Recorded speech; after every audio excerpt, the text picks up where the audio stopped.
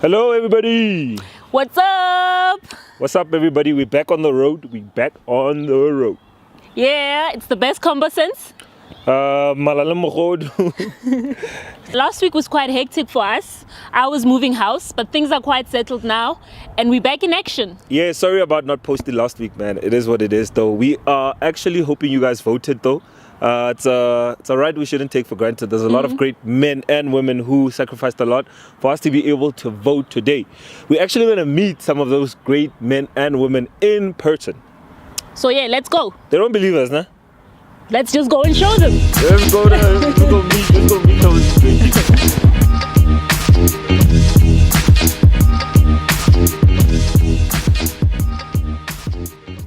So this place is called the National Heritage Monument. It's at Fountains Valley Resort, which is part of Groenkloof Nature Reserve in Pretoria. Okay, as far as the entrance fee is concerned, children under 7 years pay 12 rands. If you are 8 years and older, expect to pay 32 rands, and pensioners pay 20 bucks. The monument was unveiled last year in September. Known as the Long Walk to Freedom, it showcases life-size bronze statues of pre-colonial, colonial, and anti-apartheid struggle icons. We were welcomed by somebody who needs no introduction. The father of the nation himself, an international political icon, Nelson Rolihlahla Mandela. He is a towering figure and has a huge smile on his face. You will not miss him. To Madiba's right was another man of great stature, the godfather of the struggle, Oliver Tambo. He was perhaps the most revered president of the African National Congress for leading the party during what probably was its toughest period in history. We then run into one of the greatest thinkers in South African history, the Black Consciousness Movement leader, Stephen Bantu Biko, spotting his signature front teeth gap, a very stylish outfit I must say, and holding his famous book, I Write What I Like. The detail is insane, almost brings him back to life. Our beloved political couple and anti-apartheid activists, Ntate Walter and Albertina Sisulu, were holding hands. Their love endured the wrath of apartheid and continues to inspire us. #relationship goals. We definitely had Khudumedisa Maxeke, co-founder of the Bantu Women's League of South Africa, which is now known as the ANC Women's League. We then spotted the fearless Zulu king and conqueror, Shaka Ngakhona, also known as Shaka Zulu. He insisted that we take a selfie, an offer I couldn't refuse. Africa's first Nobel Peace Prize laureate and president of the African National Congress, Chief Albert Luthuli, looked dapper in his pinstripe suit. The bronze finish is clean and solid, no frills. There's definitely a sense of aura and authority about him. Another great woman that we came across was EhJO. She was one of the first African women active in the South African Communist Party and also president of the Federation of South African Women. We salute you, Mpokoto. And finally, we met the Stearman brothers, David and Klaas. They were legendary for their resistance to European attempts to remove the Khoi from their land. These are the earliest freedom fighters and they basically paved the way for the coming generations. We honor you. In total, the monument currently hosts more than 50 statues, so we only highlighted a few. Once complete, the monument will house around 400 statues. Wow! Just imagine what 400 life-size statues will look like. Should be a jaw-dropping experience.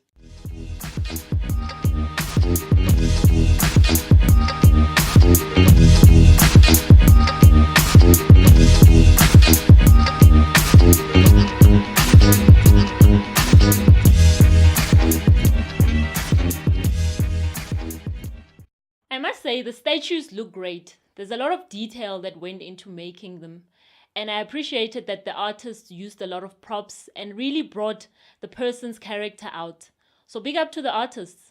Okay, I think also another great thing is that the monument allows us to not only educate ourselves, there's a lot of information next to each statue that will tell you the backstory behind that individual. The fact that the statues are life-sized also allows us to appreciate the characters of the individual and gives us a sense of pride.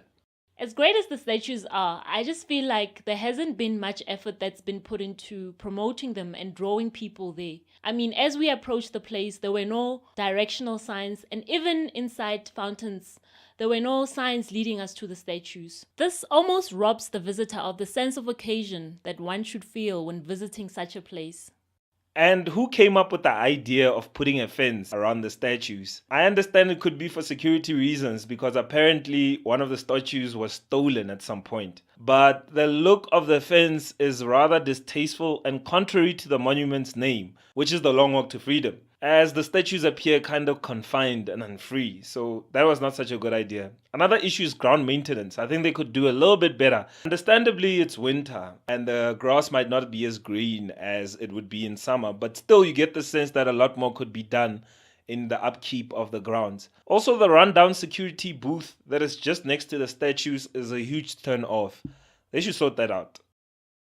So considering that this is a national monument that should be accessed by all South Africans, I feel that the 32 rands is a bit too steep and not everybody may be able to afford it. So accessibility to this place may be an issue. Perhaps we should mention that the ultimate aim is to make this place a major tourist attraction with hotels, water features, and the works. But we felt like there was no real sense of urgency in getting everything going. Maybe they should put a little bit more effort into getting a bit of buzz around the space.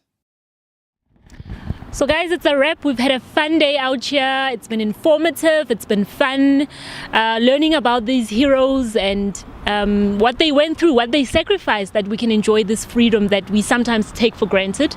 So I encourage you to come through and experience it for yourself. Bring your cooler box, your picnic basket, bring the kids, the whole family, and you won't regret it, that's for sure. It's all good. We appreciated the ambience in this place. It definitely has a potential of being a sacred place. You know what I'm saying? If apparently the project is not finished yet, so but yeah, we're looking forward to seeing it complete. So far so good though. You guys should come through, chill out here, have a good afternoon. You know, don't forget your picnic baskets and your cooler bags and all that. Peace. Cheers. Peace out.